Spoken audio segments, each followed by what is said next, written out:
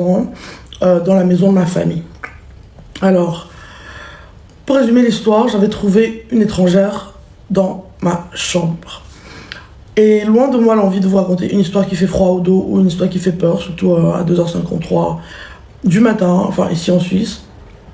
Mais j'ai grave toujours eu envie de raconter cette histoire, je sais pas pourquoi, parce que je l'ai toujours trouvé super chelou en fait. Et ouais, voilà.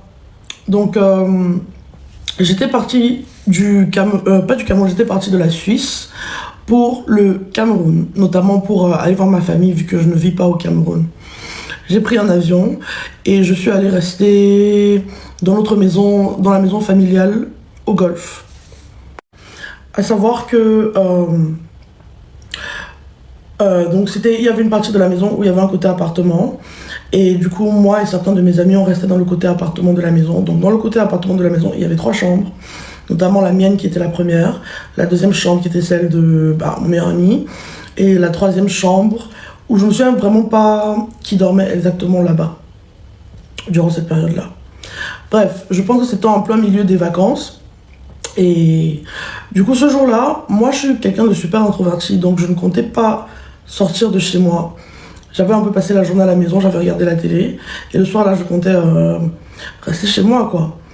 Puis en fait, ce qui s'est passé, c'est que mes amis, à la dernière minute, ont décidé qu'eux, ils voulaient sortir et aller en boîte, et moi, j'allais grave rester dans ma chambre toute cette nuit-là et mater la télé. Je pense que je venais d'installer ma Smart TV et je regardais beaucoup Netflix dessus.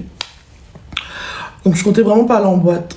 Et tout était fait pour que je passe la journée, enfin je passe la soirée là seule. J'étais vraiment pas censée sortir.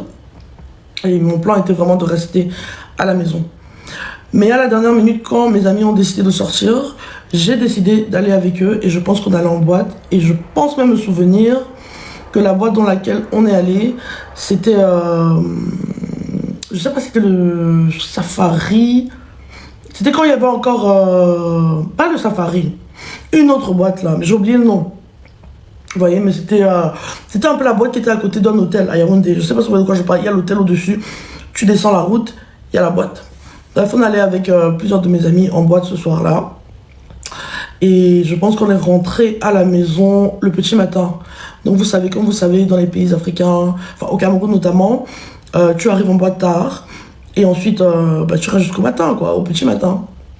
Alors, quand je voulais rentrer, mes amis ne voulaient pas rentrer. Je pense que c'était quand même pas le petit matin, c'était un peu plus tôt que ça. Moi, je lui ai dit que je fais 1 ou 2 heures en boîte et je rentre. Elle voulait rester fêter un peu plus longtemps.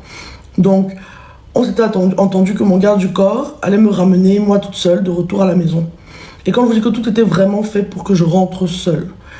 Mais à la dernière minute, ma belle-sœur a dit « Vas-y, je peux pas laisser ma belle-sœur rentrer comme ça toute seule. Je vais l'accompagner, la déposer. » C'est comme ça qu'on entre dans la voiture. Et on rentre dans la voiture et on rentre vers la maison du Golfe. En rentrant vers la maison du Golfe, on passe la barrière et on monte les escaliers pour aller vers le petit appartement où on restait tous.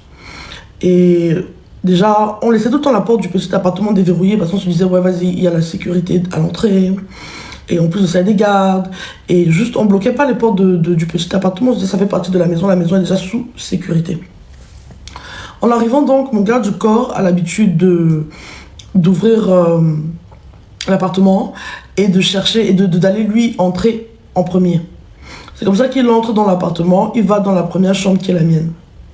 Arrivé dans la première chambre qui est la mienne, on trouve une femme assise sur mon lit en train de regarder la télé. Notamment une femme inconnue que personne ne connaissait. C'est-à-dire que mon garde du corps ne la connaissait pas. Il lui a demandé que madame, vous faites quoi là? Et elle avait des lunettes roses et un foulard rose et elle ne parlait pas. On l'a trouvée assise un peu comme moi je suis assise là maintenant, mais dans ma chambre et en train de regarder la télé, juste à l'avant de mon lit. Elle était assise juste genre au bout de mon lit comme ça et elle regardait la télé tout droit. Il a dit, madame, vous faites quoi là? Elle n'a pas répondu. Il lui demande encore, madame, vous faites quoi là? Elle ne répond pas. C'est comme ça que moi, elle m'a grave donné froid au dos. Je vais pas vous mentir. Donc, j'ai laissé mon garde du coup avec la dame. Et j'ai commencé je me suis tournée. Et je suis redescendue du premier étage des escaliers à toute vitesse, quoi. J'ai flippé un peu de trouver quelqu'un dans la chambre. Je suis sortie, j'ai dit à ma belle-sœur, il y a une dame dans ma chambre à coucher.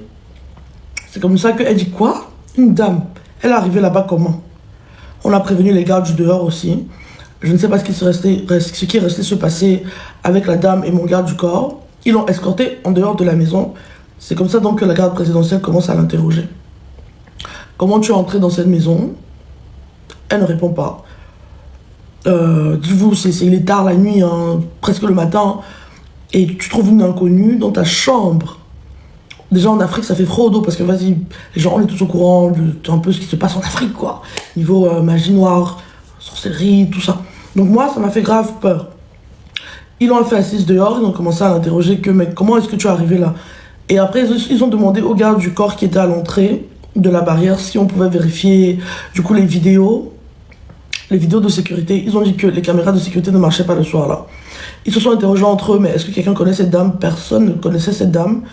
Ou comment elle était arrivée à entrer dans la maison, notamment comment elle avait trouvé ma chambre, jusqu'à allumer la télé, s'installer comme si de rien n'était. Et elle était, quand je vous dis qu'elle était dans le calme absolu. Cette femme n'avait aucune expression. Elle ne disait rien. Moi, je me suis dit directement, gars, ça c'est le witch. C'est la sorcellerie, quoi.